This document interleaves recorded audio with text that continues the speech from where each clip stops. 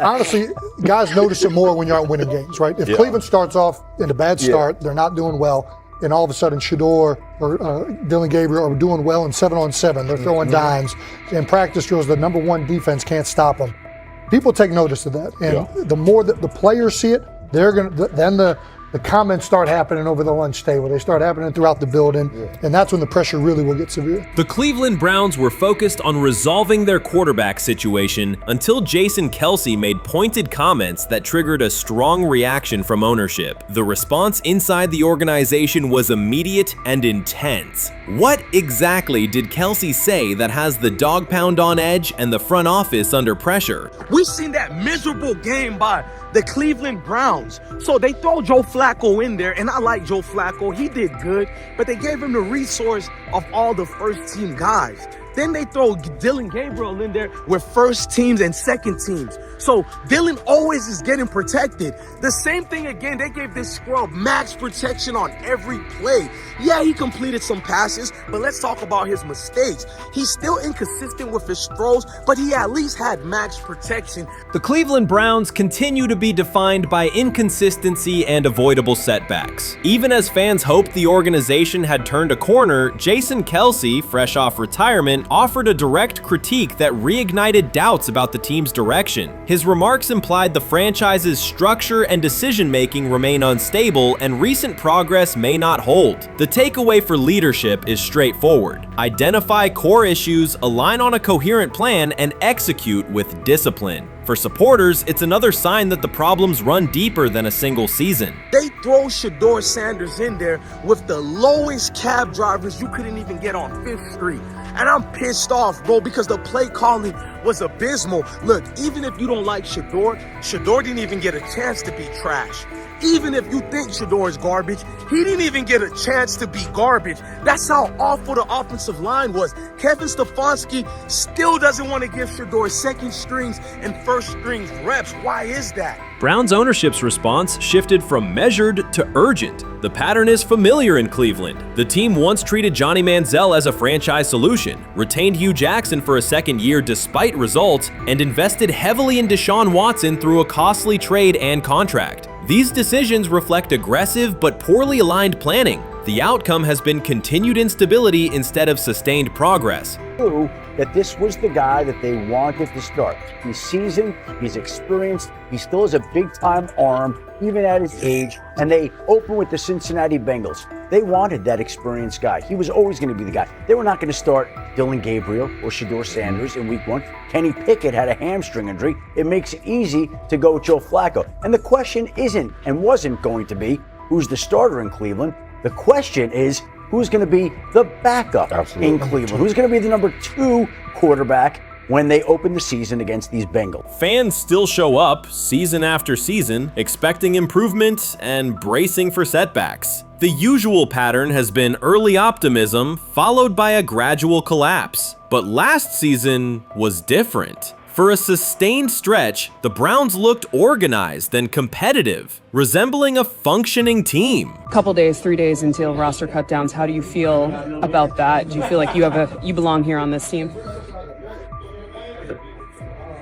Obviously, I think overall as a player, I feel like I put in the work. I feel like everything I do, I try to do it to my best, and that's all I ask for. So I feel like everybody feels like, they should be on the team, and if you ask anybody on the team, would they feel like they belong, in their own eyes. So I feel like I do, but I'm my own player, I think about myself in a high regard. The front office entered the offseason confident. Kevin Stefanski was being praised, and the Dog Pound believed the team had made real progress. Then Jason Kelce delivered a pointed assessment that cut through the optimism. Fresh into retirement, the former Eagles All-Pro and Super Bowl champion said Cleveland still looks like a team patching over issues rather than building a durable contender. Kelce's view was direct. The Browns' structure is fragile, and the roster is too dependent on perfect health at quarterback. He argued the team is one injury away from losing continuity and sliding backward. Because Kelce has operated inside a stable, championship-level organization, his comments carried weight with players, media, and fans. The reaction was immediate. People took his critique seriously, not as outside noise, but as an informed evaluation of how a successful team should be built. Ownership also felt the impact. Jimmy Haslam's response shifted to urgency, a sign that leadership recognizes the stakes.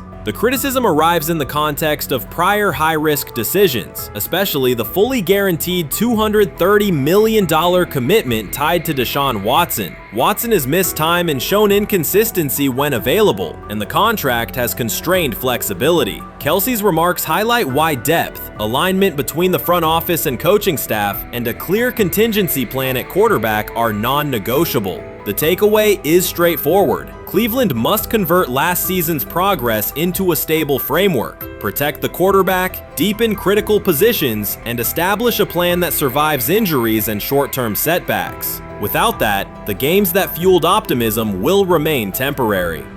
If you're a betting man, who do you think starts for the Browns at quarterback? Okay, this is the situation. Kenny Pickett, they actually traded for him. Joe Flacco, no one's bringing Joe Flacco in the building thinking Joe Flacco's going to be the starter. If Joe Flacco is your starter, You got a problem. you have a huge problem. And if they were saying Shedeur was the starter as the 5th rounder, you got a real problem too, because he passed over all these guys in these reps in the offseason in shorts, in bikini shorts, Speedos and stuff.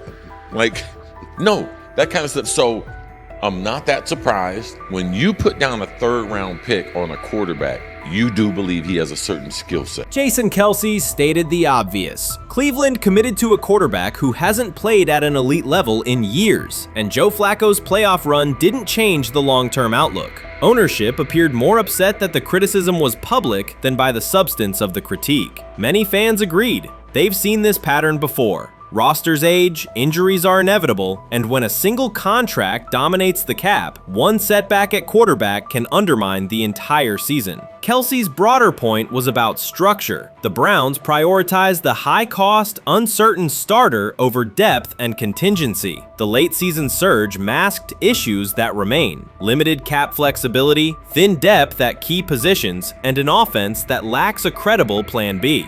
Fans recognize how quickly a strong defense can decline with injuries, and how an offense without redundancy stalls. The AFC North raises the stakes. Baltimore with Lamar Jackson sustains a top standard. Cincinnati with Joe Burrow returns to contention when healthy. Pittsburgh rarely slips below .500 under Mike Tomlin and wins with defense and consistency. In that environment, Cleveland can't rely on perfect health or peak form from one player. The path forward is clear. Diversify cap allocation, reinforce the offensive line and receiver depth, carry a legitimate backup plan at quarterback, and install a scheme that functions regardless of who is under center. Given what we saw yesterday with Shedeur Sanders, somebody on the Cleveland Browns is 100% getting fired, probably by the end of this year. The person who's probably going to end up getting fired is Kevin Stefanski, because I know that he didn't want Shedeur Sanders on the team. It was Andrew Berry who made that pick. You can't really go against your GM. Bad things happen in this situation. But Shedeur Sanders is not without fault for what we saw yesterday. This is the play that we saw yesterday that has the internet just exploding, where Shedeur Sanders took like a 24-yard sack. Half of the internet is saying that this is all Kevin Stefanski's fault. Cleveland showed progress last season, but the underlying concerns remain. Jason Kelce highlighted them directly. The Browns' long-term plan is fragile, cap-constrained, and overly dependent on perfect health at quarterback. His comments focused attention on structural issues, roster depth, continuity in coaching, and a sustainable offensive approach, rather than a single hot streak. That criticism resonated because it reflected what many around the league already see. Ownership's reaction underscored the sensitivity. Jimmy Haslam has presided over frequent coaching and quarterback changes, and external scrutiny carries weight when it comes from a respected veteran with championship experience. Kelce's remarks reinforce that last year's Joe Flacco stretch was a short-term solution, not a foundation. The team still needs a durable plan that can withstand injuries and inconsistency. The practical takeaway is clear: stabilize the system, diversify cap snap usage and build depth at key positions so the offense functions regardless of who is under center. That includes a coherent development pathway for younger talent such as Shedeur Sanders, with defined practice reps, protection, and scheme alignment. Kelce didn't say anything outrageous. He articulated the gap between a brief surge and a credible long-term contender. I have the faith of a mustard seed. Right, because this is the greatest resurrection since Jesus the Christ. Right, like at some point, Joe Flacco was thinking about getting into TV. Yeah. Right, Joe Flacco didn't have a job, and then now you not only come back and start for the Cleveland Browns late in the 2023 season, but they came back around to you, and you're now the day one starter for a franchise that just 2 years ago was in the playoffs. Chris Carter's televised assessment of Shedeur Sanders triggered immediate pushback from Cleveland fans, local media, and even several Browns veterans. Carter dismissed Sanders, a fifth-round pick, as unprepared to start and framed the growing interest around him as purely a byproduct of surname recognition. Since that segment aired, practice reports have told a very different story. Observers inside the Browns facility describe a rookie quarterback who is closing the gap on Kenny Pickett and Dillon Gabriel with surprising speed. Sanders first turned heads in rookie minicamp by directing the huddle with a calm that belied his inexperience. Position coaches reported that he rarely repeated mental errors during installation periods, a trait they rank highly when grading young quarterbacks. In organized team activities, he showed consistent timing on intermediate routes, kept turnover numbers low in 7-on-7 periods, and demonstrated early command of Kevin Stefanski's protection calls. That steady execution earned him a handful of first-team snaps, reps that would ordinarily have belonged to Pickett by default. By mandatory minicamp, the rotation had shifted again. Practice notes from beat reporters detail the rise in Sanders' workload each day. Red zone series against the starting defense, 2-minute drills, and full field scrimmage possessions in which he checked out of called plays when fronts dictated it. Mary Kay Cabot, initially skeptical Sanders would challenge for game day snaps in 2025, wrote after consecutive sessions in mid-June that his footwork, release speed, and pocket management had, quote, meaningfully tightened since rookie camp. Her tone marked a clear departure from early spring projections that labeled Sanders a long-term developmental project. The broader quarterback context in Cleveland magnifies that progress. Deshaun Watson's availability and form remain uncertain after 2 injury-interrupted seasons, while Pickett's transition from Pittsburgh has been uneven. Dillon Gabriel's arm strength is evident, but coaches continue to stress hesitation in his full-field reads. Against that backdrop, Sanders' quick decision-making and mechanical efficiency have begun to look less like a pleasant surprise and more like the roster's most reliable short-term plan. Inside the locker room, acceptance has followed performance. Wide receivers cite Sanders' ball placement on outbreaking routes, noting that the ball routinely arrives on the upfield shoulder, a small but essential detail that allows for yards after the catch. Offensive linemen appreciate his pocket awareness. Joel Bitonio remarked privately that Sanders slides up instead of bailing when edge pressure flashes. Defensive backs say his eye discipline forces them to hold coverage longer than they expected against a rookie. Such cross-positional respect develops only when day-to-day tape shows tangible improvement. The reaction to Carter's critique highlights a recurring double standard applied to young black quarterbacks. Traits celebrated as swagger or confidence in other players were labeled arrogance when associated with Sanders, yet the quarterback himself has not responded publicly. There have been no subtle social media jabs, no mention of critics and interviews, only repeated references to competing for every rep and learning from veterans. That measured approach, combined with hard evidence from practice, has softened earlier doubts among coaches who prioritize demeanor as much as arm talent. Within the coaching staff, the discussion now centers on readiness thresholds. Stefanski's scheme relies heavily on quick rhythm throws, defined reads, and disciplined pocket movement. Those requirements align with Sanders' strengths: a compact release, willingness to target the middle of the field, and instinctive timing on RPO concepts carried over from his college tape. Staffers reviewing cut-ups from joint practices note that his internal clock already approximates NFL speed, a metric they did not expect to see until mid-season at best. If that trajectory continues through preseason games, the Browns face a consequential decision. Starting a 5th-round rookie 6 weeks after training camp opens would unsettle salary cap assumptions, depth chart politics, and external perceptions of organizational stability. Yet the internal mandate remains clear: the most prepared quarterback will play. That standard places Sanders in genuine contention because every practice metric metric used to grade readiness, turnover ratio, red zone efficiency, third down conversion rate, has trended in his favor since early June. The organizational stakes are considerable. Cleveland has cycled through starting quarterbacks at a startling pace over the past decade, shifting from first-round investments like Baker Mayfield to high-cost gambles such as Watson, each move packaged as the long-awaited solution. A rookie chosen outside the first 100 picks ascending to the top of the depth chart would challenge long-held league assumptions about draft pedigree and opportunity. It would also validate the evaluation philosophy that prioritized Sanders' intangibles, processing speed, leadership presence, over conventional arm strength thresholds that pushed him down the draft board. Carter's televised remarks now sit awkwardly alongside daily updates from Berea. His critique relied on pre-draft labels and the presumption that a late-round passer with a famous father would need a redshirt year. Practice film contradicts that stance. Sanders checks protections at the line, manipulates safeties with shoulder fakes, and has reduced turnover-worthy throws in full-speed sessions to single digits. Statistics normally cited for veteran backups, not rookies. The longer that evidence accumulates, the more Carter's comments appear rooted in legacy bias rather than objective performance review. None of this guarantees Sanders will open the season under center. Preseason defenses test quarterbacks in ways practice cannot. Defensive coordinators will disguise pressure and boundary rotation to force late decisions. Sanders must show he can adjust protections and exploit mismatches without the benefit of a controlled environment. Yet within the Browns facility, the conversation has shifted from if he will be ready to when. Quiet confidence from Amari Cooper and other veterans suggests they believe Sanders can steady an offense searching for consistency more than highlight reel heroics. Sanders' rise also affects long-term roster calculus. If he earns the job and performs competently, Cleveland gains starter-level production on a cost-controlled rookie contract, freeing cap space allocated to other positions. That scenario could reshape roster-building strategy in a division featuring Joe Burrow and Lamar Jackson, quarterbacks whose contracts consume significant percentages of team payroll. A capable, low-cost starter would allow the Browns to reinforce their offensive line and secondary while retaining core veterans, a competitive advantage few teams enjoy.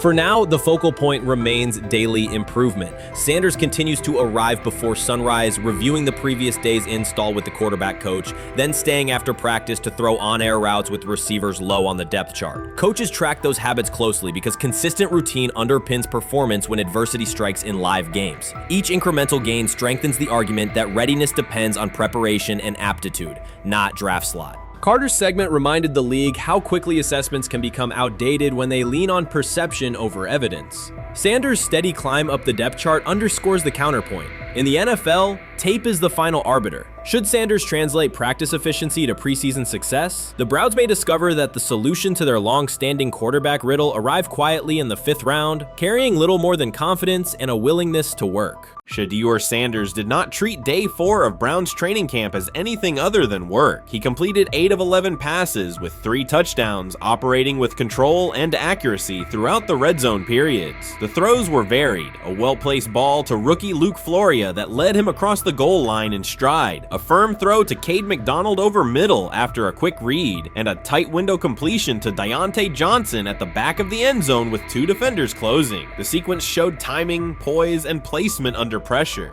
While national attention centered on Joe Flacco's underneath completions and Kenny Pickett's option and rollout periods, Sanders produced scoring plays on schedule. The performance was not the product of broken coverages or end-of-period reps. It came within structured work with defenders in position and the offense executing standard progressions. The accuracy rate, 8 completions on 11 attempts, reflected consistent mechanics and decisions. The operation was steady from huddle to snap to finish. Despite that session, the distribution of first-team snaps did not change. Camp logs indicated that Pickett and Dillon Gabriel continued rotating with the starters, while Sanders remained primarily with the second unit. With the first preseason game approaching, that choice drew more attention from observers who expected productive days to be followed by expanded opportunities. The question surfaced again: what additional evidence is required to evaluate Sanders with the top group? The 3 touchdowns illustrated different aspects of his profile. On the throw to Floria, Sanders used a measured trajectory to lead the receiver away from contact and into the end zone. On the ball to Johnson, he identified leverage, held the safety with his shoulders, and delivered to a precise spot at the back line. On the throw to McDonald, he eliminated the first read, reset, and drove the ball into the window before the hook defender could squeeze it. Each score reflected a particular tool: anticipation, manipulation, and velocity within standard timing.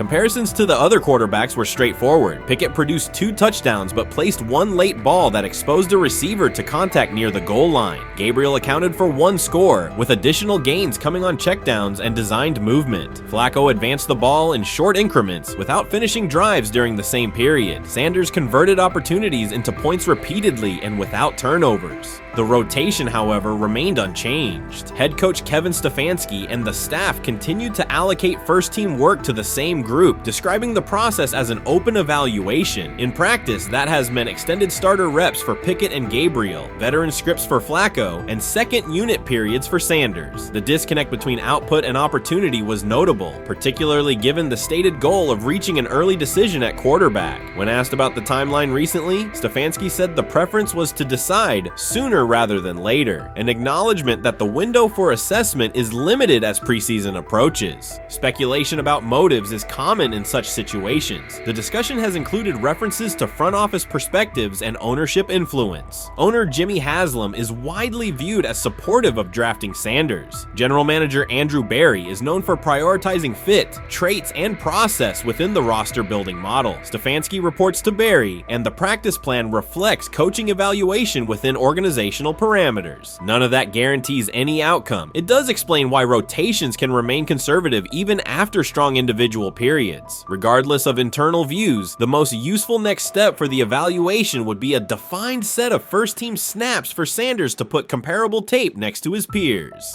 There was also outside attention on several practice segments from earlier in camp that showed Sanders throwing during lulls to non-receiver personnel, ball attendants, staffers, and assistants, while other quarterbacks were in script with full units. Those clips circulated widely and were interpreted by some as dismissive. Sanders addressed questions about it by narrowing the focus to preparation, explaining that his responsibility is to be ready for the work assigned and that he has adjusted at every level of competition, from HBCU ball to the Power 5 and now the NFL. The response matched his general approach: acknowledge the situation, maintain routine, and continue to execute when the next period begins. The broader draft day and narrative context remains part of the conversation. Sanders' college resume included efficient production and high completion rates across 2 programs, culminating in national recognition such as the Johnny Unitas Golden Arm Award. His selection in the 5th round was driven by varying evaluations of projection, scheme fit, and development timelines. The result is the current environment. He must present his case within limited windows, then wait for access to the next rung of competition. That does not make the process unfair, it makes it exacting. The best answer, for him and for the staff, is additional, comparable reps and clear tape.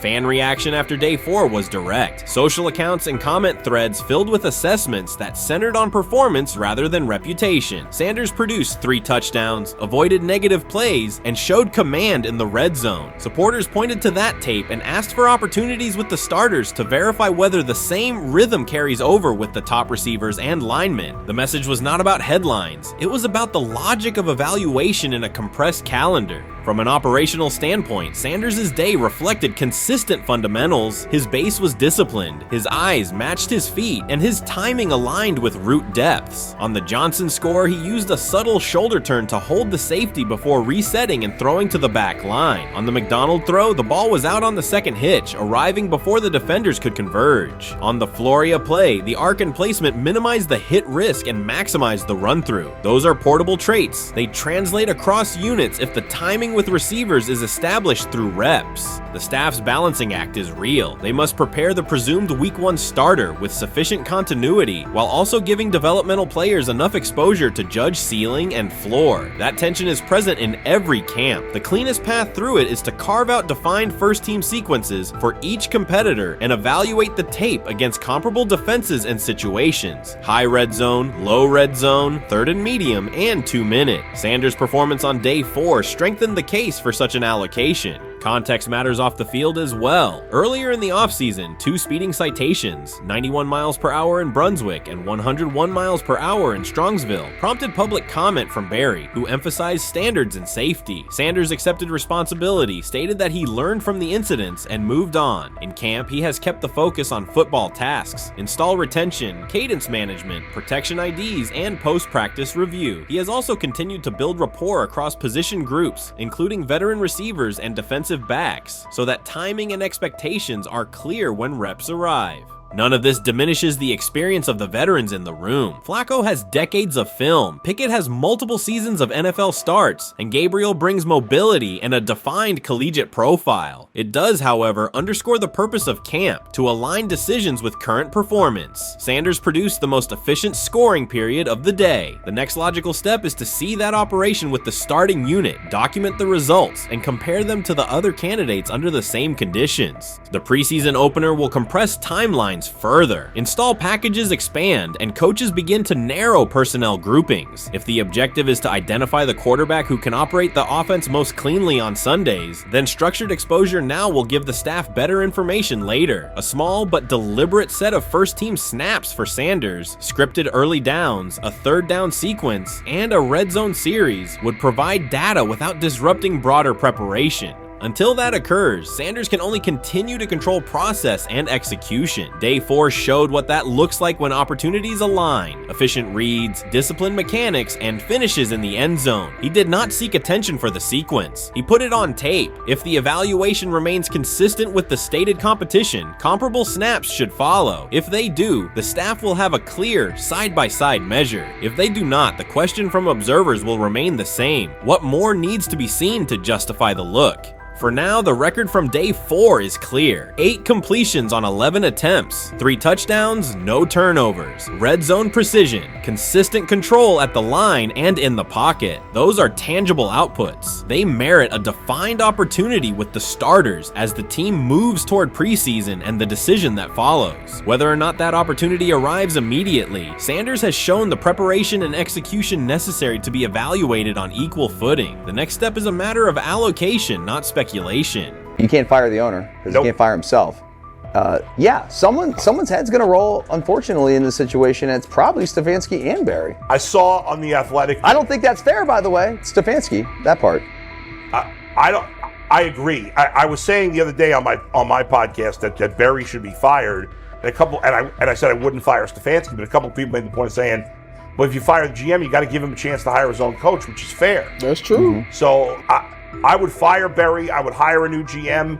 If that GM thinks Kevin Stefanski's a good coach, wants to stick with him. Right. The situation in Cleveland has escalated with the NFL. Sources indicate GM Andrew Barry is prepared to move on from head coach Kevin Stefanski if he refuses to elevate Shedeur Sanders. The Browns are weighing a major quarterback change. Leadership appears to be aligning behind Sanders and pushing for immediate action. This is a high-stakes decision about control and the team's direction. I think it's unfair for me to comment in I guess, maybe on behalf of the industry. All I can say is this, the time that we spent with Shedeur, and what he's done throughout his college career is impressive. He's an impressive young man.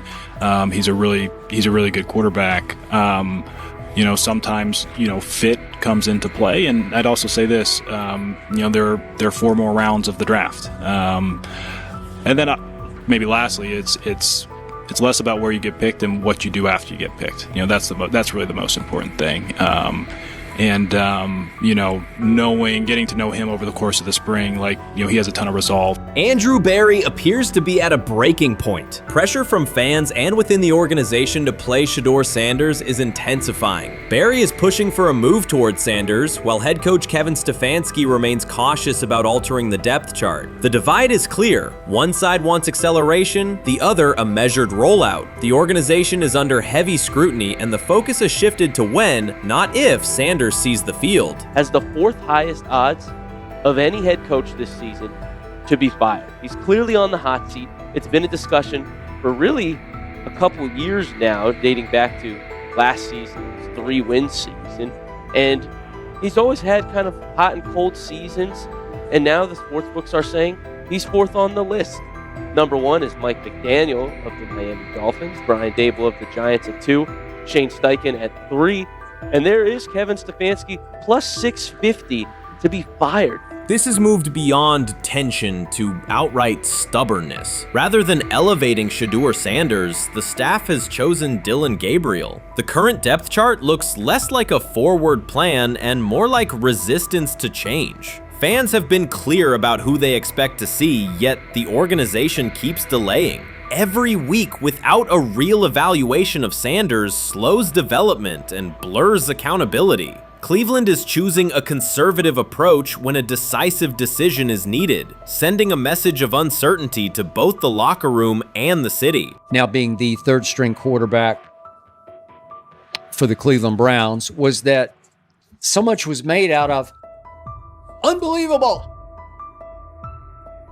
He actually made the team as the third string quarterback. Like that was a big deal. Like that was somewhat of a surprise to a lot of people. He should have been the first pick in the draft. Kevin Stefanski appears to be doubling down to validate his approach. Despite sustained demand from Browns fans to see Shedeur Sanders reflected in chants, merchandise, and constant discussion, he continues to keep Dillon Gabriel in front on the depth chart. The decision functions as an assertion of control rather than a response to momentum. Even with clear signals from the fan base, Stefanski is staying with Gabriel and delaying a full evaluation of Sanders. It is a deliberate choice to maintain his plan and pacing, not to accelerate change. Cleveland is prioritizing continuity over recalibration, keeping any transition to Sanders on hold. But yeah, I mean, the Browns are in a tough spot. They have wasted. You traded a ton of high draft capital to get Deshaun Watson. You've gotten nothing out of Deshaun Watson and missed an opportunity. Like, who knows who they would have drafted? Now, maybe they would have screwed up those picks and the Browns would still be in bad shape.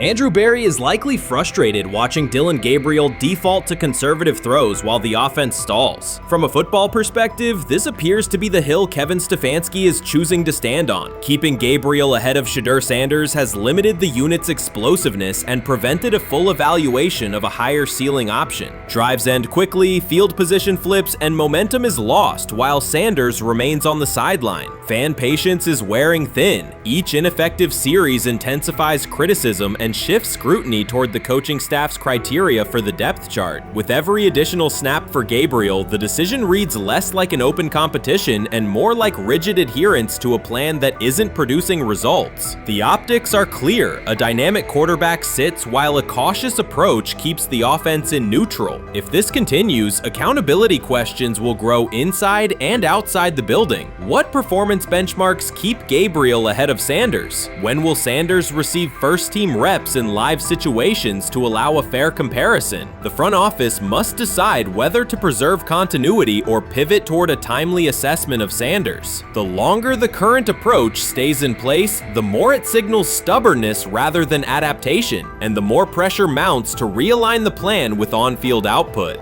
I honestly see it happening if the Browns lose a bunch of games. Like if they get 5 wins or less, I see the report coming out now that Stefanski will be fired. I don't want it to happen. I want the Browns to be good, win a bunch of games. I think that they're going to be a team that is slept on and can at least get 7 wins, which is why if they don't, I see Stefanski getting all the blame for that, and there'll be a new coach in Cleveland.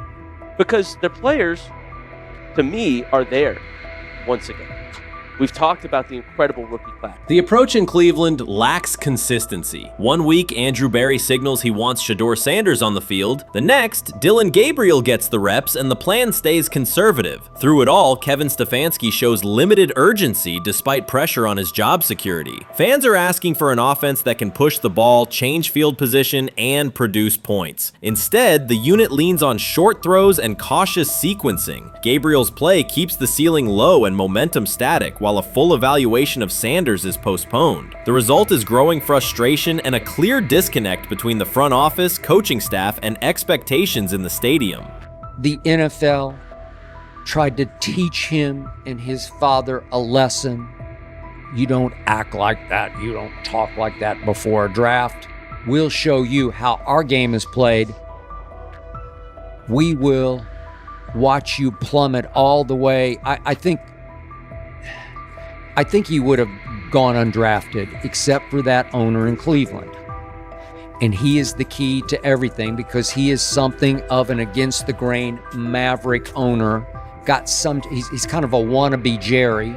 Fan speculation is growing. Some believe Kevin Stefanski lacks confidence in Shedeur Sanders. Others think he's prioritizing Dillon Gabriel for reasons unrelated to performance. A more extreme view claims Stefanski is manipulating outcomes to secure a buyout. Whatever the motive, the risk is clear. This approach is straining his relationship with GM Andrew Barry and alienating the fan base. Pressure is rising, Barry's patience is running out, and supporters have shifted from requests to demands. If the current plan continues, calls for a change in quarterback and accountability will intensify.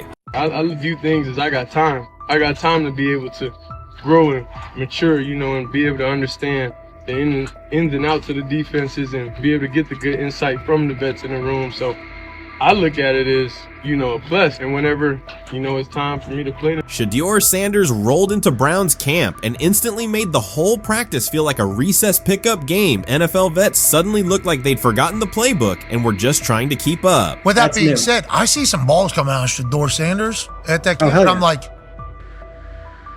kind of looks like a guy. Yeah, I'm reading. He can sling it. Read the teeth. I see him, some of the veterans, how they talk to him, mic'd up, see what he's doing in the community. Talking about Njoku there? Njoku, Mike Neb. Yeah, once you see, different little interactions and things like that, I know he has the talent. We'll see. It'll be a competition that usually brings the best out of guys, especially young guys. So I'm interested to see how that quarterback situation. Right after Shedeur Sanders tightened his cleats and the Browns settled in for what they figured was a routine camp day, the whole vibe tilted sideways. No blazing comet, no UFO touching down at midfield, just a swagger-charged quarterback striding in like he'd crashed the wrong league and thought, yeah, I'll stick around and run this show. The Browns had no clue what storm was rolling in. You'd expect an NFL team to do a quick scout, maybe pull up a highlight reel or two, but nope. They greeted Shedeur with a shrug, only to watch him seize the field on snap one and run the whole operation like a seasoned pro. First and foremost, he's been the best quarterback in camp. Now look, Joe Flacco ain't had many opportunities. There was a whole day I saw he didn't throw the ball at all. Here's my theory on the situation. They already know who's starting in the number 2 is. They already know. Joe Flacco and Shedeur Sanders is already locked up. You're missing the boat, people. You're missing the boat.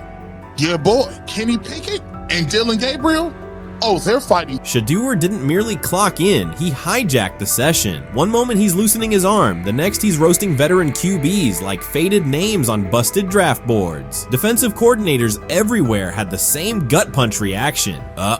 His pocket poise, straight disrespectful. His timing, psychic, and every pass left his hand like it was laser guided to its mark. While Shedeur Sanders was slicing up routes, the Browns secondary looked less like an NFL backfield and more like a gaggle of dads sprinting through a Saturday fun run. Big on enthusiasm, short on closing speed. Coaches fought the urge to slam the emergency horn. Players traded wide-eyed, "Are we serious?" stares, and someone even double-checked that a hidden camera crew wasn't about to pop out of the tunnel. But nope, this was pure Shedeur. Half cold-blooded surgeon, half highlight factory. He wasn't dropping a casual "I'm here," he was crafting a masterclass. From the first rep, the tempo changed. Shedeur Sanders accepted the snap with steady footwork, diagnosed the Browns' single high shell, and delivered a tight window seam route that forced the free safety to recover late. Throughout the period, he manipulated leverage with quick shoulder fakes, moved through full field progressions, and released on time from a balanced base, consistently putting the ball on his receiver's upfield shoulder. Cleveland's coverage struggled on multiple fronts. Safeties hesitated between deep half responsibilities and underneath support, creating voids at 15 to 20 yards. Cornerbacks and off-man were caught in trail position when Sanders used rhythm throws on 3-step drops, while those who tried press technique had their inside hand neutralized by his receivers' outside releases. Linebackers widened to match shallow crossers, leaving the middle hook unguarded for pivot routes and option digs. One corner attempted a line of scrimmage jam. Sanders immediately adjusted the route to a back shoulder fade, releasing the ball before the break and rendering the press ineffective. Over the session, he showcased pocket discipline, reclimbing to maintain throwing lanes rather than drifting, and finished with a series of anticipatory throws against cover 2 cloud, fitting vertical outs between the flat and deep half defenders. Sanders' combination of rapid post-snap processing, precise ball placement, and pocket efficiency exposed coverage mismatches at every level and highlighted communication gaps in the Browns Browns secondary. By mid-session, the Browns defensive staff clearly recognized their calls were outmatched. Every adjustment, a roll to cover 6, a simulated pressure, a late rotate to too high, was neutralized once Shedeur Sanders confirmed the post-snap picture. Routes that had taken weeks to script were beaten by timing and location. Comeback set at 12 yards broke open before the corner's transition. Slot seam outs dotted the void between the flat and deep half defender, and boundary receivers beat press with quick hand techniques, receiving the ball before the trail man could recover. Sanders' command was methodical. He used cadence to freeze plug blitzes, re-ID'd the mic when linebackers sugared the A-gaps, and maintained a firm base so he could reset and fire without resetting his feet. His receivers benefited from that rhythm. Top of the stem, eyes back, ball delivered on their upfield shoulder, allowing immediate transition to Yesi. The Browns front tried a late stunt to compress the pocket. Sanders climbed 2 steps, re-spotted the shallow crosser, and delivered in stride, turning a potential sack into a 20-yard gain. What stood out most was how little ramp-up Sanders needed. From his first series, he processed full field concepts at tempo, cycling through progression reads without hitching. The poise under interior pressure, consistency in ball placement, and ability to manipulate zone defenders left the Browns' coordinated disguise packages ineffective and forced them into static coverage by the end of the period. In short, Sanders' efficient mechanics, rapid processing, and anticipatory accuracy rendered Cleveland's defensive game plan ineffective at every level, from pre-snap disguise to post-snap spacing. Imagine there's many people that think Dylan Gabriel's a better quarterback than Shedeur Sanders. I don't care where they were drafted. If the Browns are the one team that thinks that, then I'm going to suspect it's not true. They don't know what listen, They've been right every quarterback evaluation for 30 years. Right. I never root against anybody. Yeah. But I'd be surprised if Dylan Gabriel's ever a legitimate starting quarterback for the Cleveland Browns. I'd be surprised. I just don't think. Well, then it is a wasted pick because you took him in the top 100. Yeah, but potentially. Yeah. May get away with it because of Shedeur. An edge rusher chirped at Shedeur Sanders between snaps, hoping to shake his rhythm. On the very next play, Sanders answered with a 30-yard laser, a deep dig from the boundary side that split the single high safety and the trailing corner. He hit the top of a 5-step drop, kept a firm base, and delivered on time to the receiver's outside shoulder, turning what should have been a routine rep into a sudden change explosive. From that moment on, every coverage wrinkle the Browns tried, rotating from cover 3 to quarter half, flashing a Tampa 2 shell, mugging both A-gaps, was met with a precise counter. When corners pressed, Sanders adjusted the route to a back shoulder fade. When safeties widened, he checked to a glance post. When linebackers bailed, he found the running back on a delayed option out of the backfield. Even late simulated pressures couldn't move him off his spot. He simply climbed, reset his feet, and fired. As Cleveland's defenders rotated through checks, Sanders manipulated them with cadence and eye discipline. He froze weak side safeties long enough to create intermediate windows, then feathered the ball into those lanes before help could arrive. When the Browns finally dropped 7 and matched every route, Sanders tucked the ball and converted 2 separate 3rd and 6 situations on the ground, reminding everyone that his mobility is as calculated as his arm. By the end of the session, the defensive coordinator's call sheet looked obsolete. Sanders had neutralized blitz looks, exposed spacing issues in zone, and forced the unit into static base coverage just to survive the period. It wasn't a camp drill anymore. It was a clinic on timing, processing speed, and controlled aggression, delivered snap after snap by a quarterback who never needed a warm-up lap to own the field. They never planned on taking him. The problem is, like Ocho Cinco said, you got somebody that has endeared himself to the locker room. And guess what? The difference between him and Tim Tebow, the biggest one, is he can play. He can throw the ball. Tim Tebow running around being an H-back, he can throw the ball. And he's done everything he needs to do. He ain't saying nothing. He ain't rocking the boat. He ain't mad about the reps. He ain't mad about none of that. All the people out there want to see is this, like Tyler said earlier. We want to see what he can do with Jerry Jeudy. That's it. I want to see what he can do with David Njoku. I want to see him with Junkins. I want to see him with the first running backs. If you are cooking, if you are beating down the doors with the 3s and 4s, guess what?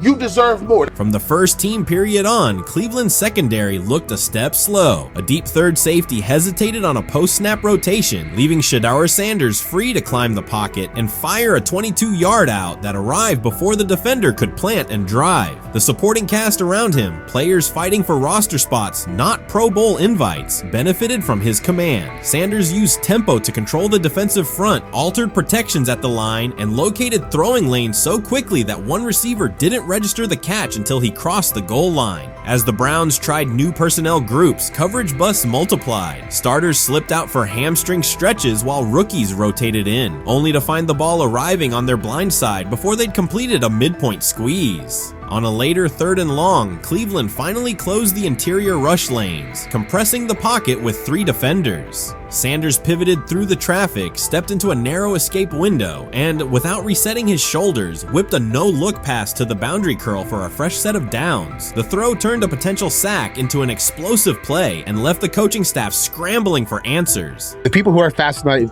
by Shedeur for whatever reason, whether it's his play, I guess, last year was kind of fun. If you're just like a guy who grew up like loving Deion Sanders and passed that love on down to your kids, I can see why you're like that.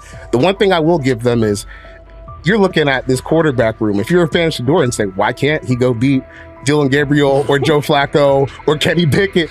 So I do understand that part of it, right? Because why not? Why couldn't he be a Brown starter in October or November? That looks like a quarterback room where everyone will get a chance to start. That's exactly what he says. I'm told the footage of Shedeur Sanders meeting with the Giants is so bad that both the Browns and the Sanders family have threatened legal action if it is published. The New York Giants have released audio from their draft interview with Shedeur Sanders, and the disclosure has drawn intense public reaction. Fans want to know whether Sanders made critical remarks and why the Giants shared material that should have remained confidential. The situation revolves around an open microphone, contentious comments, and the broader implications of the leak. The New York Giants published a brief, edited segment from their interview with Shedeur Sanders and withheld the remaining footage. Observers are debating whether this was a strategic public relations decision or an attempt to discredit him. The team has offered no additional explanation, and many fans view the limited release as inadequate and potentially misleading. They are demanding full transparency and accusing the organization of orchestrating a negative narrative. While criticism of Sanders is vocal, his supporters are responding with equal intensity.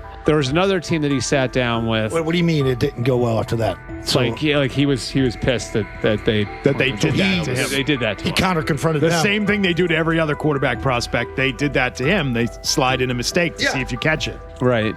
And so because you're the quarterback. But he didn't take it as a correction. He took it as like he got pissed off. Yeah, and it's like so here's another one. So another one was, he throws a bad interception, and it was a deep throw early in the game, and he comes back and they go in the meeting, they show the interception. The Giants have released only a brief excerpt of the interview and are refusing to share the rest. Their decision has drawn criticism across TikTok, X, and Facebook, where many see it as a poorly handled public relations move. Fans are calling for the full recording to be published so the situation can be judged in its entirety. The GM is on film that the son, they asked the son last draft, yo, who you think I should pick? His son yo, you need to get the Jaden Daniels, big. This is what his son, it's on tape. You should go Jaden Daniels. He laughing at his son. And all right, cool, get Jaden Daniels. I don't even know how that tape got out. I wouldn't have let the get out. Shedeur Sanders appears unfazed by the situation. Although the Giants suggested he was more hype than substance, their handling of the interview has instead elevated his visibility. Analysts across major sports outlets are now discussing him more than before, keeping his name prominent in the news cycle. New York Giants, where these tapes at? You hear me? Because if Shedeur Sanders was so unprofessional, y'all would have leaked the tapes for the whole world could see, right? Cause understand, it's a lot of he say, she say. But one thing I do know, as a young black man growing up in this world, being straightforward and not sugarcoat anything. The Giants' PR team appears to reject Sanders' family connection outright, a decision many view as unprofessional and lacking nuance. Internal discussions seem to have dismissed quarterbacks with prominent relatives as poor fits for the organization, revealing limited awareness of public perception. The response was swift. A single edited clip ignited widespread debate on social media, with fans asking why essential segments were held back and what the team might be hiding. Critics argue that if the full interview contains nothing damaging, the club should release it in its entirety. Online discussion intensified immediately and continues to gain momentum. What they do during the film and the combine and the meetings is teams will install mistakes intentionally planted in the install, and they want you to catch them. Shedeur didn't, and when a coach called him out, once again, it didn't sit well. It's like, bro, there's not many teams needing quarterbacks, especially since Pittsburgh appears to have a deal with Aaron Rodgers and Tennessee's getting Kale Moore. The Giants' decision to withhold the full interview has produced an unintended result. Instead of diminishing interest in Shedeur Sanders, it has intensified it.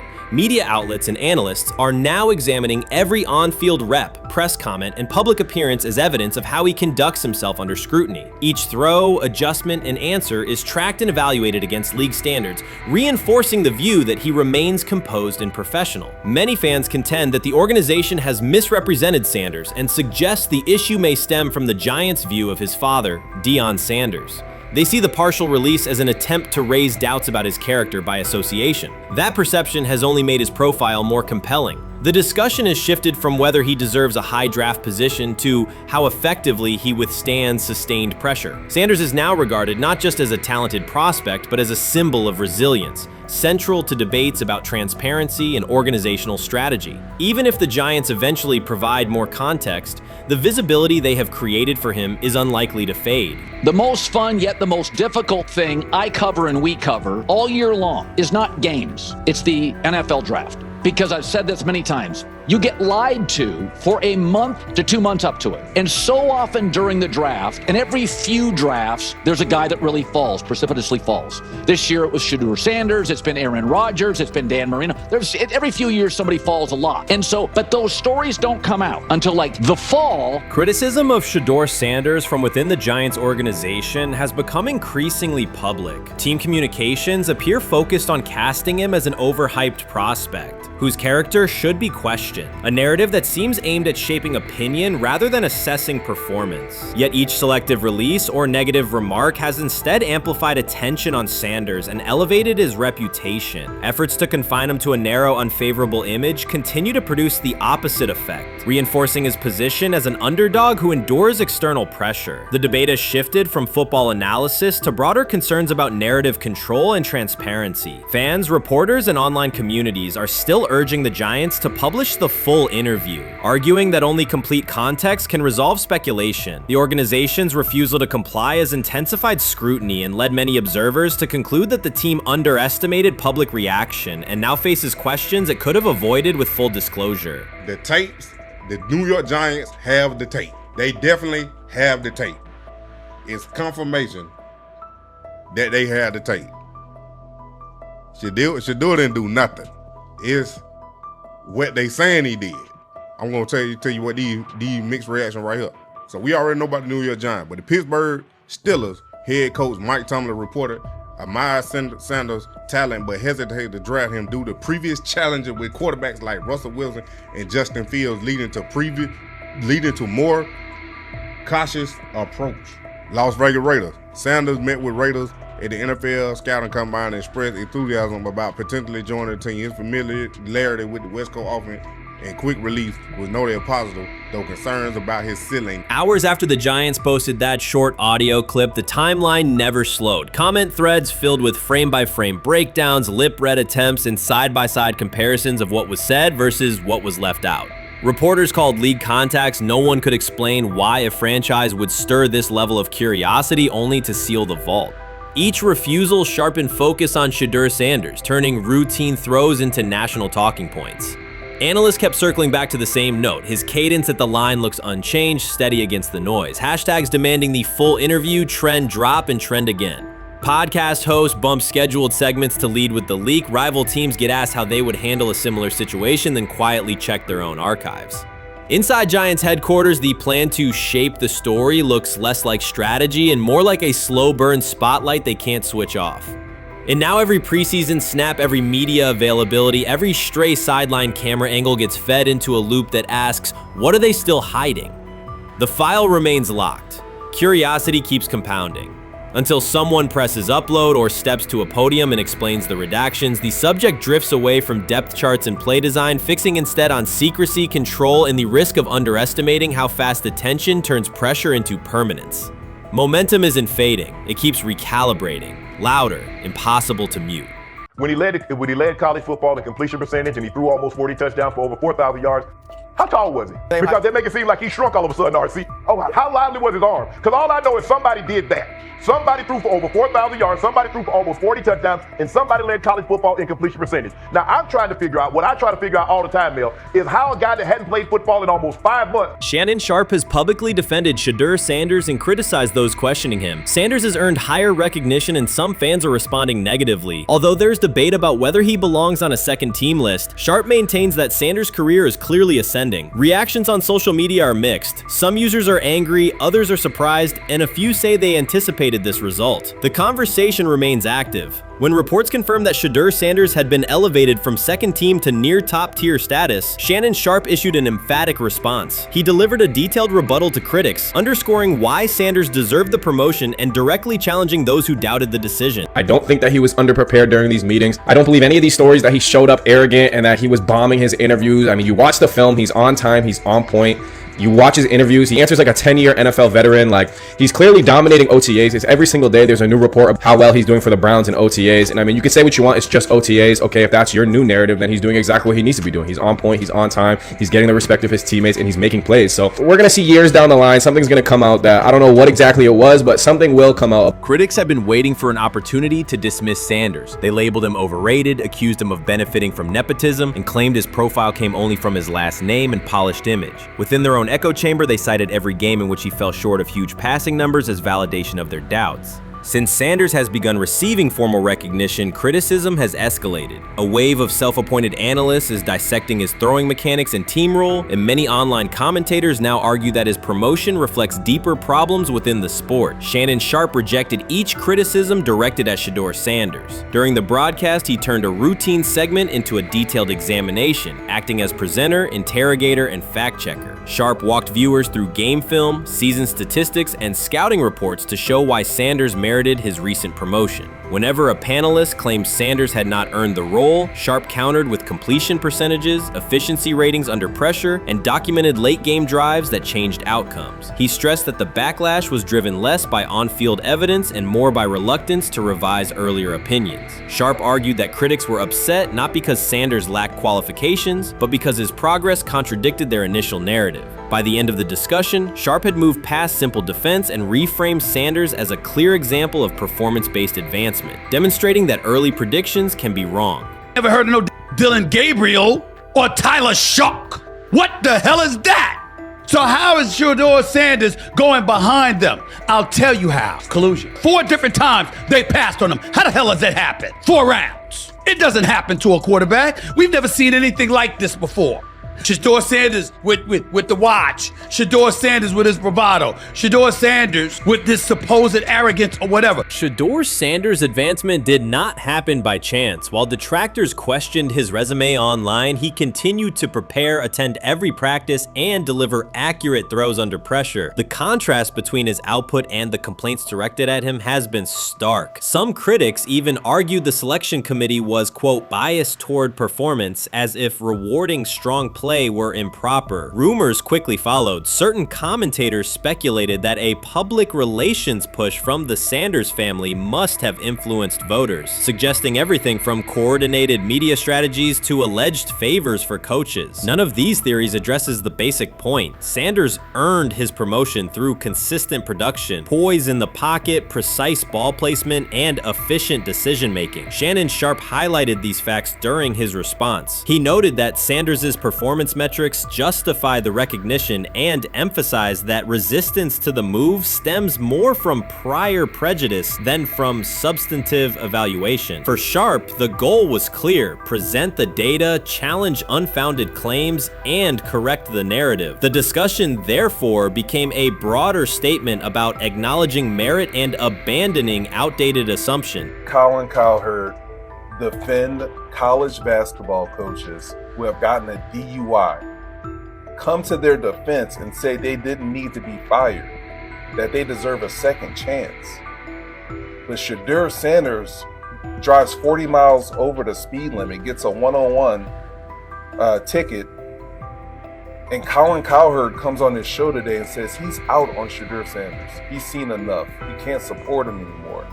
He can't be in the Shedeur Sanders camp because of the speeding ticket. Shannon Sharp addressed commentators who portray constant doubt as expertise. Those who discount strong performances with "we'll see" but declare bust after a single mistake. He noted their belief that progress only counts if an athlete visibly struggles. Sharp's response was methodical rather than emotional. He presented evidence, cited statistics, and calmly refuted each claim. Following his remarks, several critics began revising or deleting earlier posts, recasting themselves as longtime supporters of Shedeur Sanders despite having questioned him for months. Sharp insists on accountability, naming specific individuals and dates while requesting public acknowledgement of prior errors. He argues that analysts cannot spend months undermining a player's potential and then quietly adopt a supportive stance once the athlete succeeds. These are serious, big-time, top-of-the-line playmakers that they have. If you can go 45 to 42 in the fourth quarter because your quarterback set the school record with 510 yards passing.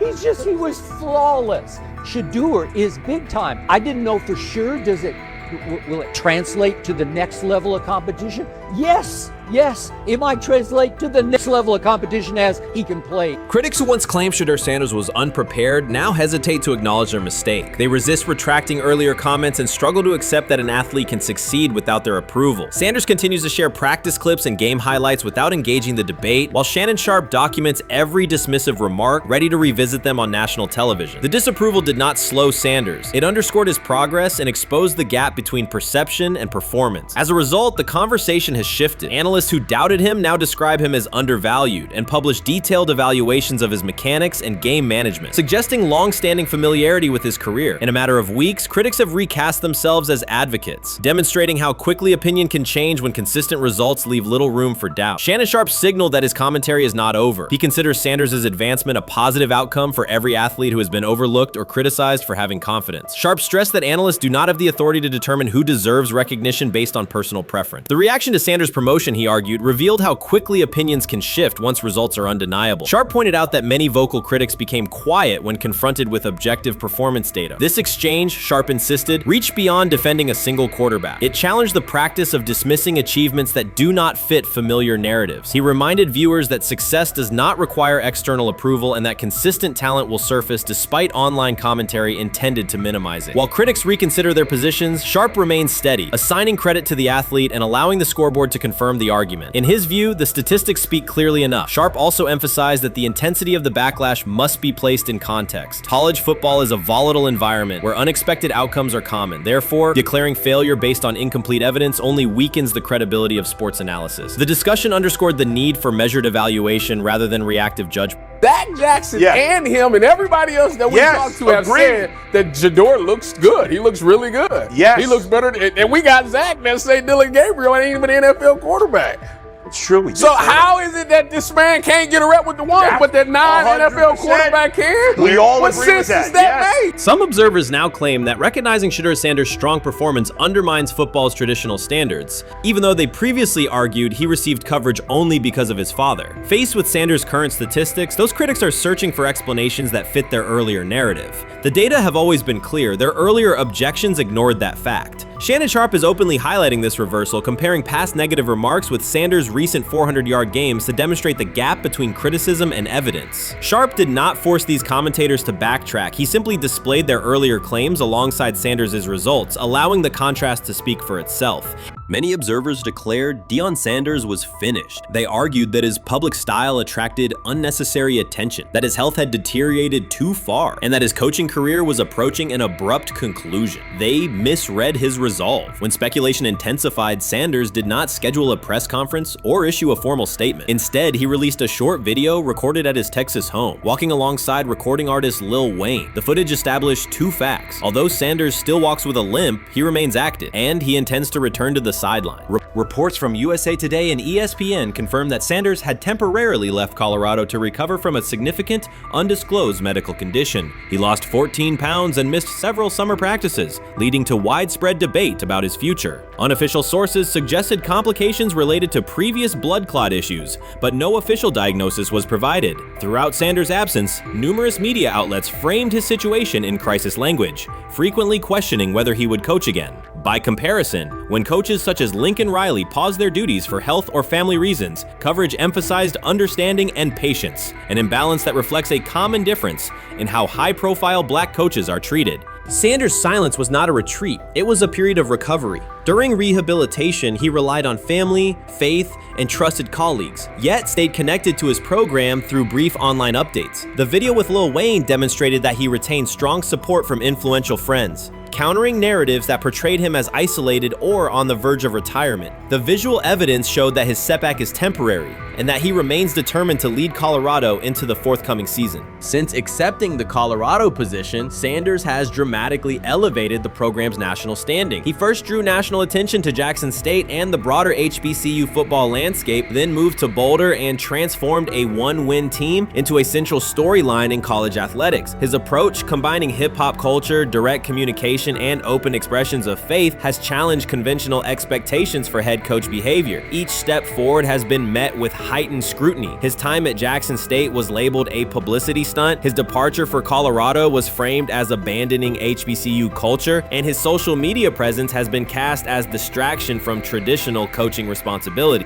Critics often magnify Sanders' missteps and question his motives, while comparable actions by other coaches receive neutral or sympathetic coverage. Showings of enthusiasm from Brett Favre and disciplinary intensity from Nick Saban are celebrated as competitive passion, yet Sanders' displays of confidence are frequently labeled arrogance. The discrepancy illustrates deeper biases rather than differences in performance. Sanders' success challenges entrenched expectations of how a college football leader should look, speak, and act, especially a black coach who refuses to downplay his identity. During his convalescence, Sanders maintained close communication with his staff and athletes, reinforcing the standards he had established: discipline, accountability, and belief. The program's daily messaging continued to emphasize preparation and resilience, signaling that Sanders' influence persists even when he is away from campus. Athletes echoed his mantras during workouts, confirming that his leadership extends beyond physical presence. Sanders acknowledges the seriousness of his medical challenge, but has refused to let it define him. He has publicly discussed leaning on scripture and prayer, explaining that his purpose as a mentor, father, and coach extends beyond personal adversity. In that context, the video of him walking in the Texas sun was less a strategic media effort than a straightforward demonstration of continued commitment to his team and mission. Colorado still requires Sanders' vision. Prior to his arrival, attendance was low, national media attention was minimal, and recruiting momentum had stalled. Sanders' leadership brought renewed energy, authentic identity, and higher standards of accountability. Players who previously lacked representation in college football leadership found a coach who shares, affirms, and elevates their cultural background. Sanders supplements conventional coaching priorities, scheme, fundamentals, and execution with empowerment initiatives that cultivate self-confidence and authenticity. As preseason camp approaches, Sanders intends to resume full involvement, even if medical recovery remains ongoing. His presence is expected to restore on-site leadership, stabilize the locker room, and direct media coverage toward on-field progress. For Sanders, the objective extends beyond compiling wins. It includes completing a cultural transformation that expands how success and leadership are defined in modern college football. Those who predict his decline overlook the underlying traits, faith, perseverance, and purpose that have supported Sanders throughout his career. Doubts, rumors, and disproportionate scrutiny have followed him from playing days into coaching, and he has consistently responded credited with results. His current health setback is another obstacle, not a conclusion. The broader initiative he leads, centered on authenticity, opportunity, and high standards, continues. When Sanders returns to the sideline, it will mark the next stage of a movement he has guided from Jackson State to Boulder. The recent period of quiet has been strategic rather than passive. Instead of defending himself in daily briefings, Sanders focused on rehabilitation, remote program oversight, and family support. Each brief social media message reinforced a consistent theme: faith and preparation. He has articulated gratitude for medical professionals and has reiterated that his mission at Colorado is unfinished. His public references to scripture have been direct but measured, aligning with his long-standing practice of integrating faith into leadership. By walking through his ranch with Lil Wayne, Sanders signaled continuity. The clip underscored that influential supporters remain engaged, that Sanders' broader network values his vision, and that he remains capable of navigating physical challenges. The visible limp was not evidence of imminent retirement. Rather, it documented the reality of ongoing recovery and the resilience with which he approaches each obstacle. Colorado's athletic administration and football staff continue to affirm Sanders' program direction. Recruitment communications cite his established record in fostering cultural relevance and national exposure. Prospective athletes respond to a coach who presents a transparent path to development, both on and off the field. Current players refer to Sanders' coaching points with clarity, citing specific drills and expectations that remain unchanged during his absence. These indicators demonstrate that the core structures Sanders implemented are functioning, and that his return will be an amplification, not a restart. Criticism regarding Sanders' public persona often conflates media style with coaching substance. Analysis from opponents suggests that social media engagement dilutes football preparation, yet Sanders' staffs emphasize time management and delegation. Defensive and offensive coordinators handle in-game adjustments, while Sanders directs overall culture, recruitment, and leadership. He has articulated that visibility serves to amplify program accomplishments and enhance player opportunities, not replace strategic football planning. Some commentary has attempted to reframe Sanders' health issue as evidence that his coaching model is unsustainable. The argument ignores the documented health challenges faced by numerous coaches across levels of competition. For example, college coaches recovering from heart procedures or joint replacements have returned to successful seasons after appropriate medical clearance. Sanders' case follows a comparable trajectory. Medical complications require temporary separation, structured rehabilitation is prioritized, and a managed return is planned. Institutional medical protocols at Colorado dictate clearance requirements. Sanders will meet those before resuming full sideline duties. Colorado's players have expressed public confidence in Sanders' eventual return, citing regular virtual check-ins and continued accountability. Several athletes noted that positional meetings included recorded messages from Sanders reinforcing tactical goals and personal discipline. These details confirm that Sanders has remained actively engaged, albeit remotely, and that team culture remains aligned with his principles. Looking ahead, Colorado's schedule will attract national attention, both for on-field competitiveness and the storyline of Sanders' comeback. Analysts will evaluate how quickly he reestablishes day-to-day rhythm and whether his physical limitations influence practice oversight. Internal planning accommodates gradual escalation of responsibilities, with medical staff and strength and conditioning personnel contributing to phase reintegration.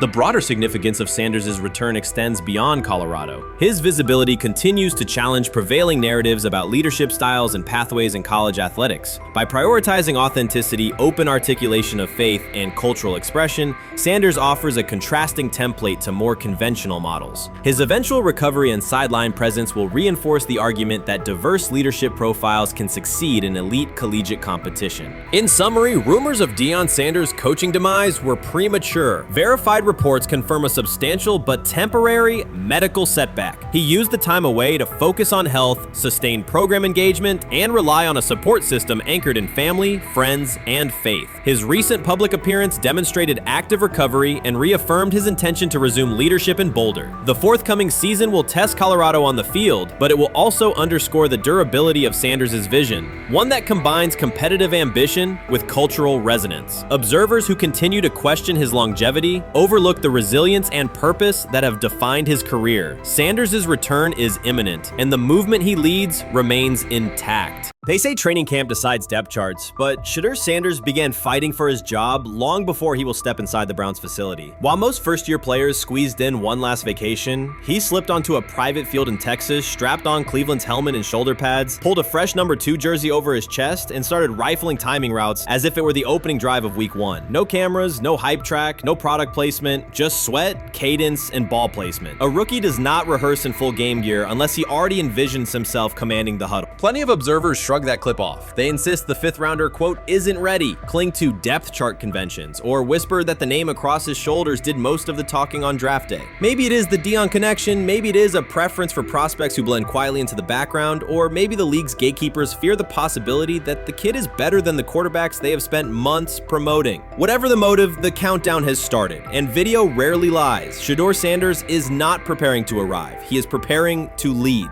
Footage of a 22-year-old quarterback running live reps in July should dominate highlight loops, but it barely registers on national outlets. Why? It ruins the tidy narrative. The easy storyline paints Shedeur as a pampered legacy prospect banking on his father's fame. Yet the tape shows something different. A rookie drenched in afternoon heat, drilling footwork, calling protections, and imagining cover 2 rotation before the first official meeting ever takes place. Elite mental prep looks boring on social feeds. It looks devastating when the season starts. Walk into Cleveland's quarterback room and you step into politics, not simply competition. Joe Flacco, a Super Bowl MVP in decline, carries institutional trust. Kenny Pickett, rescued from Pittsburgh's reset, carries hometown intrigue. Dillon Gabriel, the 3rd-round system fit, carries draft capital the staff must justify. And then there's Shedeur, the lightning rod whose presence alone spotlights every bias in the evaluation process. Coaches frame it neatly. Rookies must wait their turn. The truth is less polite. Practice snaps are currency. Perception is elastic, and early allocations already favor Pickett and Flacco. It is the oldest playbook in the league. Lock vets into the headline roles before pads even crack. Then let repetition shape reality.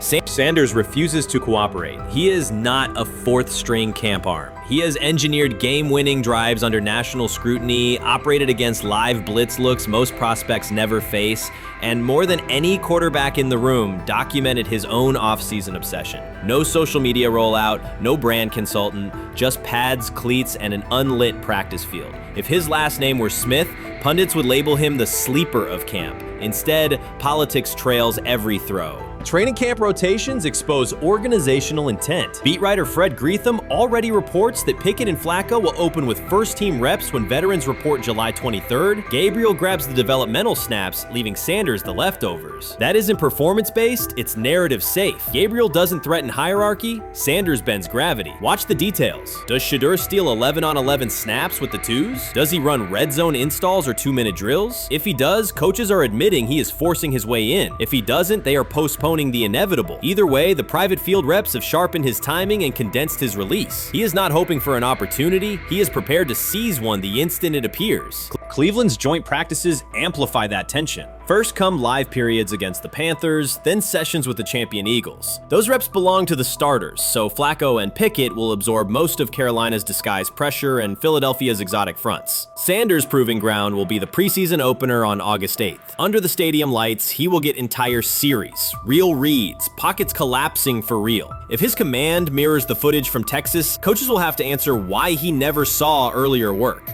Reps are scarce. 10 padded practices separate veteran arrival from game 1. Even an even split, something that never happens, would hardly suffice. Instead, the staff will funnel snaps toward the comfortable choices. That strategy can bury a rookie, but it can also spark an eruption when limited opportunities turn into highlight drives. One flawless touchdown march in the second half of a preseason game, and the dog pound will chant his name. Then the staff's narrative control evaporates. Criticism of Sanders has never matched the scrutiny applied to his peers. Analysts nitpick a ball pat, a foot angle, a pump fake, Pickett's inconsistency, Flacco's diminishing velocity, Gabriel's college system crutches. Discuss politely, if at all. With Shedeur, the critiques arrive as coded doubts. Does he rely on the family brand? Is he coachable? Can he stay humble? That double standard is as old as the league's resistance to outspoken black quarterbacks. Add Deion's unapologetic persona, and each Sanders rep becomes a referendum on establishment comfort levels. Shedeur answers not with rebuttals, but with work. Work captured in silent footage more deafening than any debate show monologue.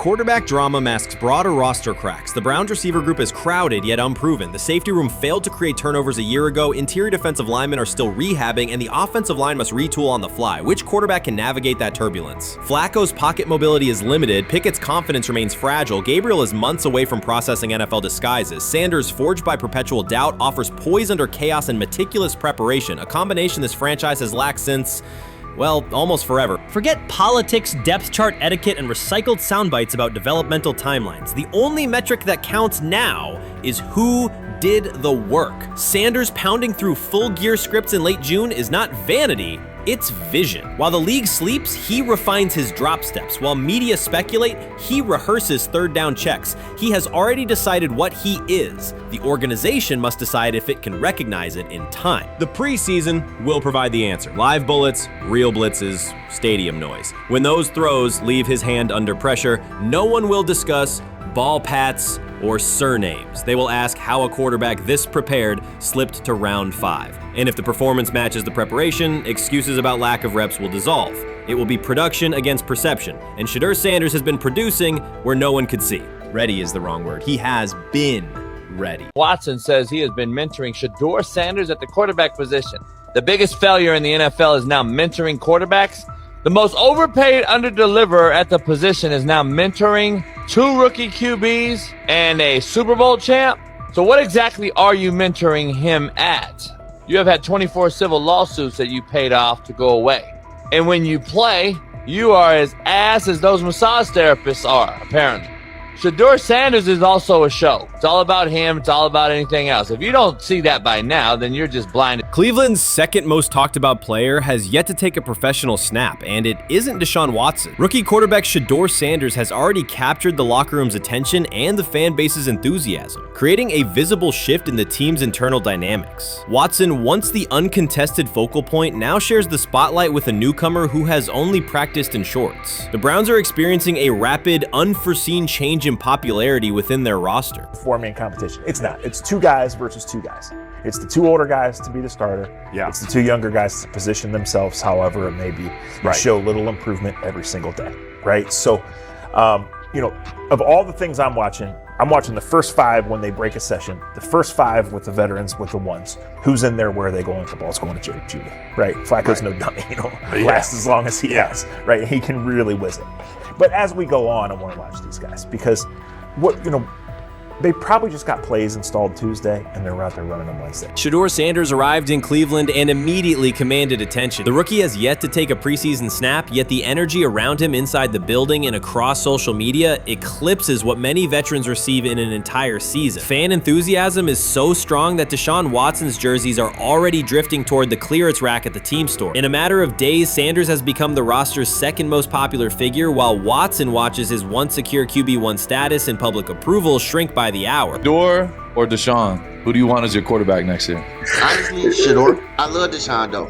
Like, I don't understand all the hate for Deshaun. You get hurt and you get booed, bro. That's foul. That might be the foulest I ever seen. The Browns' social media staff posted a single candid photo of rookie quarterback Shedeur Sanders releasing a warm-up throw, and the response was immediate and overwhelming. Fans saturated timelines with edits of themselves alongside him, while Deshaun Watson's routine practice reps drew comparatively little notice. Although an official Sanders jersey has not been released, unauthorized versions are already moving at a pace that exceeds merchandise sales for several other AFC North teams. The surge in interest marks one of the most intense fan reactions Cleveland has experienced in recent memory. The excitement surrounding Shedeur also triggers a wave of criticism. Veteran analysts, anchored in a 1980s mindset, question whether his style will translate into lasting success. They focus on his NIL earnings, social media presence, and visible confidence, arguing that the image overshadows substance. To them, outward self-assurance appears to be a distraction rather than a competitive asset. Even a simple simple smile or brief display of personality is cited as evidence that he lacks the measured discipline they expect from a starting quarterback. Critics claim Shedeur Sanders is notable only because of his father overlooking the performance he delivered at Colorado. Many of those same observers ignored the Buffaloes until Deion Sanders made national headlines, yet they now question whether his son has earned the attention. They want rookies to keep quiet, carry clipboards, and wait 2 seasons before challenging for a starting role. Sanders is disregarding that script from the moment he arrived. His presence has already turned Cleveland's quarterback discussion into a genuine 2-man competition before a single preseason snap. Deshaun Watson maintains publicly that the situation does not concern him, but it is hard to believe the pressure is not real. A fully guaranteed contract protects his paycheck, not his standing in the locker room. Sanders, meanwhile, is translating charisma and early momentum into tangible influence with teammates, coaches, and fans, reshaping expectations for who will lead the Browns on opening day. I'm a firm believer. If I wanted Shedeur Sanders at 2, at worst at 33, of course I already think that he's better than other quarterbacks. Because that's the type of talent, that's where I would have picked him at. And if he was at 2 or 33, and he still had this same exact skill set, we would be talking about him starting and playing. Right. Well, there'd only be 3 quarterbacks. It'd be here, 3 quarterbacks, not 4. Yeah. But since he moved to the 5th round, that's cool. They might have to go along with it. But to me, I think if you ask who got the best tools, I'm going with Shedeur. Shedeur Sanders has not taken a single professional snap, yet discussion about him has split NFL social media into 2 camps. One side already argues he should start immediately. The other worries about what that means for veteran quarterbacks like Deshaun Watson. Reporters now line the perimeter of Browns camp, scrutinizing every inconsistency in Watson's spiral, and every precise throw from Sanders during drills. Each well-placed pass is clipped, posted to TikTok, and captioned as evidence of a future QB1. Cleveland is no stranger to quarterback drama, but this situation is different. Rather than cycling through another unproven starter, the franchise is dealing with a rookie who entered with more polish, public attention, and perceived readiness than most first-year players. Fans chant Sanders' name before he has appeared in a preseason game, while the established starter works to maintain his relevance. The atmosphere is not yet a full controversy, it is a countdown. Traditional analysts insist on the importance of experience and respecting the process, yet Sanders is progressing on the timeline set by the supporters who already view him as the next leader of the offense. What it is that they're doing is they're treating Shedeur Sanders like a 5th round pick. Right? We're not covering every 5th round pick in the NFL hoping that he gets an opportunity to be the starter on day 1. We felt like, oh my goodness, they got a diamond in the rough. Shedeur Sanders fell to the 5th round. They felt like they evaluated him there, and that's where they picked him. And they're playing the guy that they picked in the 3rd round over him because they evaluate him at a higher level than what they do Shedeur Sanders. And I get it. The Cleveland Browns are once again creating problems of their own. Their latest misstep centers on Shedeur Sanders. Ryan Clark and Dan Orlovsky have both noted that Cleveland is repeating the same mistakes. The team spent valuable draft capital and is now undermining that investment. This reflects a persistent issue in the organization's decision-making. It's not just a football decision, it's a pattern of self-inflicted setbacks. Habits and some of the traits that we saw show up in college were very prevalent this past weekend against the Rams. Holding onto the football, catching the snap and not reading the defense, kind of evaluating what the defensive line is doing, and then trying to see if you can go make a play, and that's the concern. Okay, it's 1st and 10. They want a play-action double move at the bottom of the screen. The route doesn't win, and then the protection breaks down a little bit. You're taught as a young quarterback, protection breaks down, find the closest check down. It's right there, it's 1st and 10.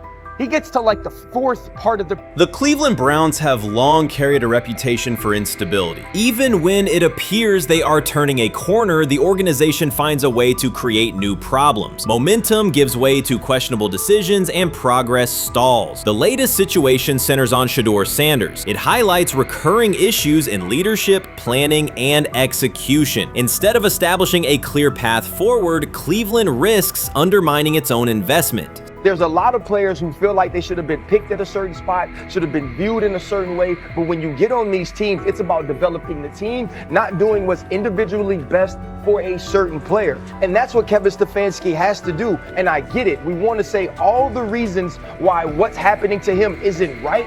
But maybe we aren't right on the way that not only the entire NFL viewed him, but now the Cleveland Browns view him as well. Shedeur Sanders was not brought in to be a placeholder or a scapegoat. He is expected to be the long-term solution, a high-upside quarterback with the tools, poise, and Sanders' pedigree to elevate the roster. The focus should be on developing him and positioning him to lead the team forward.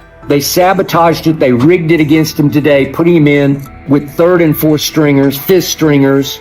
You got no shot at quarterback. They threw him in because they didn't want him to make any more splash and put any more heat on Stefanski. It's a desperate, dangerous situation in which he's got no shot, man. He's throwing to Sal freaking Canella. What? But he got sacked 5 times because he's hanging on the ball trying to make a play, and nobody can separate. Then it comes down to a couple of minutes are left, and Shedeur tries to go on the field, and Stefanski puts Tyler Huntley in place of him. Excruciating to watch. Shedeur Sanders brings accuracy at all levels, steady leadership, and the kind of composure that comes from handling pressure. Fans were energized, and the league was paying attention. For once, Cleveland had a credible source of hope at quarterback. Then the familiar pattern returned. Instead of committing to a clear development plan, first-team reps, stable direction, and a defined timeline, the Browns introduced uncertainty and slowed his progress. Rather than building around him and giving Shedeur a direct path to lead, they split priorities and sent mixed signals. The result is momentum stalled at the very point it should be accelerating.